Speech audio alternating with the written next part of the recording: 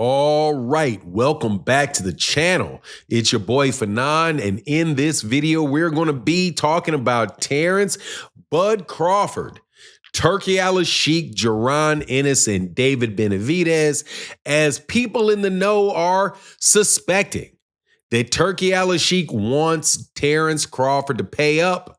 And that means, hey man, we gave you that easy duck fight against Canelo, set you up real nice. Now that you're at the top of the hill, you got to fight people that we want you to fight. Let's talk about that in this video.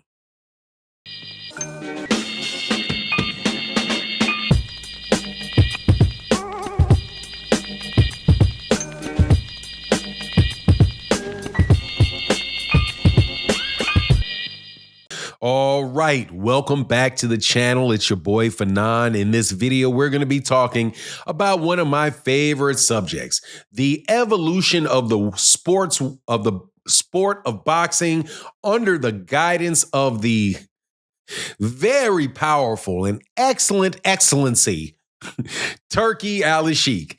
I am trying to warm to the idea of this man being involved in boxing because after listening to the California State Athletic Commission meeting about the changes to the Muhammad Ali Act or the Muhammad Ali Revival Act, I realized that there are so many scumbags in the sport of boxing that boxing as it is needs to be changed. Boxing as they're trying to make it probably isn't going to be the best. But hey, man, I am going along for the ride.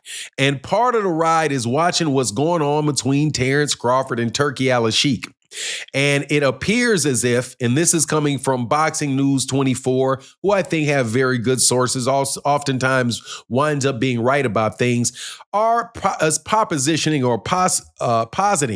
that Turki Alalsheik wants Terence Crawford to either fight David Benavidez, Hamad Shiraz, and eventually Ennis. Now, why would this be? Before I get into it, let me welcome you back to the channel. If you are new to the channel, please accept my invitation to hit the subscribe button, hit the bell icon so you can be notified of when we release more videos. And if you're a longtime subscriber and supporter of the channel, thank you so much for what you do. It really makes a huge difference to the channel. But let's get into this. Oh, by the way, thank you so much to everybody that supports in the super thanks. The yellow super thanks, the $10 holler that several people have left this week really did help the channel out a lot. Every time you give $1, that's like 100 views. $10 is 1,000 views. Thank y'all so much for what you do and supporting the channel. Let's get into this though. All right, man. Look, if something seems too good to be true, it probably is. So when Turki Alalsheik came into the boxing world, Turki Alalsheik was basically being marketed as somebody that has all the money in the world and is willing to pay whatever amount of money he's going to pay to get fights made. And what did this one guy say to me? He said they will spare no expense to get any and every fight done. Well, one of the fights that Terence Crawford got under Turki Alalsheik, where Turki Alalsheik apparently spared no expense on him or Canelo Alvarez. Now that he has done that, shock, Turki Alalsheik wants something for his money. And what is that? Another fight. Terence Crawford is thinking that he may decide to retire. He may have 1-2 more fights in him. He may have 3-4 fights, but he doesn't know he's going to make up his mind. Terence Crawford usually, I promise you, takes a year. He has not fought more than one time in a year in the last 5 or 6 years. So you can bet that at 38 years old, Terence Crawford is going to sit out for another year. He's sitting out a year with all of those belts in his hand. Turki Alalsheik isn't sitting out for a year. Turki Alalsheik is making fights on a very regular basis. Early 2026, first quarter, second quarter, third quarter, right? So Turki Alalsheik, who invested a lot of money in Terence Crawford, commercial artists and all the other people that invested all this time and all this energy and all this assets in making Terence Crawford into a big name are not going to want Terence Crawford to fight once a year and once a year with a tune-up. No, they're going to try to push him to fight at least twice a year. And then they are going to try to push to fight him against somebody that they can build off his back. Let me repeat. They're going to look for somebody that they can build off of Terence Crawford's back. Somebody younger than Terence Crawford, probably somebody a little less black than Terence Crawford, and they are going to want Terence Crawford to lose. Why is this? Because you build him up to tear him down. That's how it goes. There's money on the way up. They cost money on the way up. They make money for you while they're on the top, and you sell them on the way down, and you build up somebody else that will cost money on the way up, and then make money during the time that when they're in their prime, and then you sell them on their way down. That's the cycle of a fighter. I was listening to the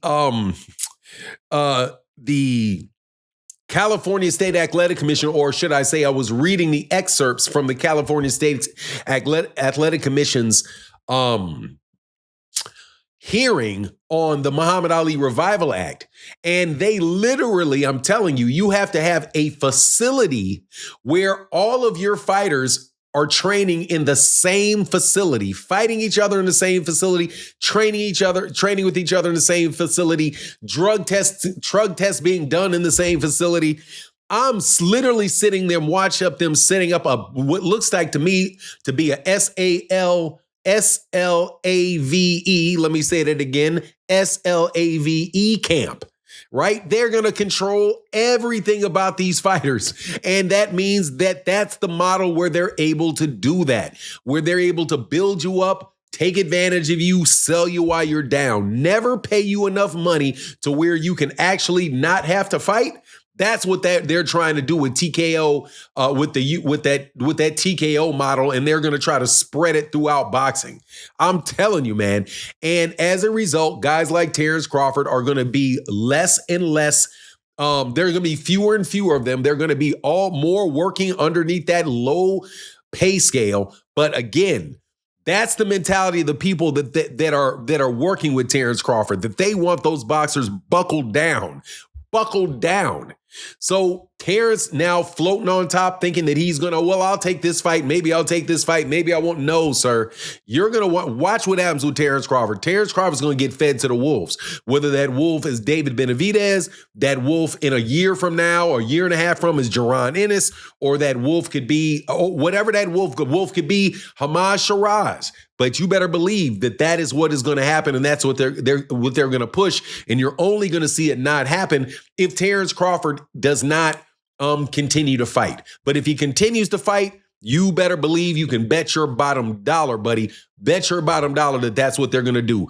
He's not going to say, okay, let me get a fight against this easy 160-pounder that's going to be easy for me. Like, hey, let me fight Danny Garcia, right? Like, he's not going to pop up and be like, yeah, let me meet Danny Garcia at 150 at 160. No, we're not down with Danny Garcia for this fight. No, we're going to need you to fight Jaron, or we're going to need you to fight Christian and Billy, somebody like that. But anyway, that's what these guys are saying. But I think that Boxing News 24 is talking specifically of David.